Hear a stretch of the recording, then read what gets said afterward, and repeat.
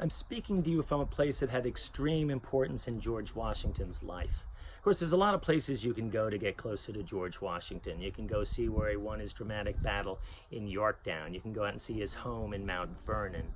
You can go to see where he presided over the Constitutional Convention in Philadelphia. But to me, this is one of the most important places. This is Fort Necessity, and this is a monument to George Washington's earlier years.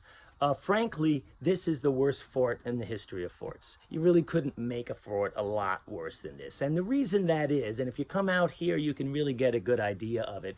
It's basically a small wooden circle, and it's surrounded by all these hills.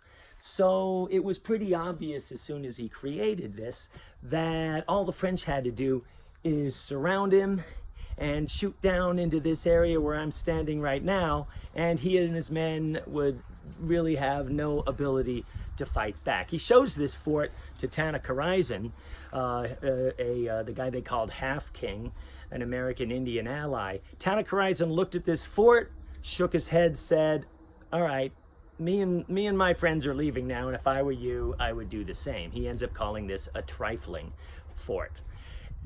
It's going to be exactly the nightmare that you would imagine. He's going to be surrounded here by the French. They're going to shoot at him. It's going to look like he's not going to survive. The only reason he doesn't get killed in this battle is that the French believe that perhaps there's more British who are going to come to help him. So they give him a document to sign. Now the problem is he doesn't look at the document carefully enough. Now he's going to blame the translator, but basically he's going to sign a document that admits to having committed assassination in an earlier battle. That's going to have devastating effects in England to the international situation, and they're going to be horrified that anybody would sign such a document.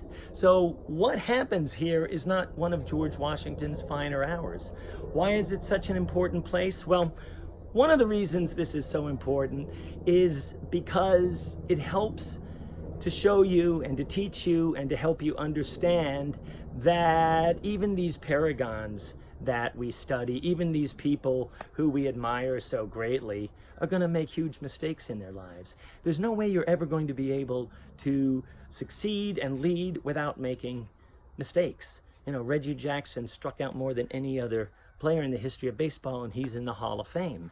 And if you're going to be terrified of making mistakes, you're never going to make it to greatness. So George Washington came out here. He was 21 years old. He was probably way out of his depths. He probably shouldn't have been sent out here to begin with. And he did what he could do. However, he was defeated. But there's really no such thing as a failure if you learn from it. And George Washington is going to learn from everything that happens to him around this area. He's going to learn from his experience right here in Fort Necessity, and he's going to learn from the experience of the battle that he ends up losing just a little bit away from here.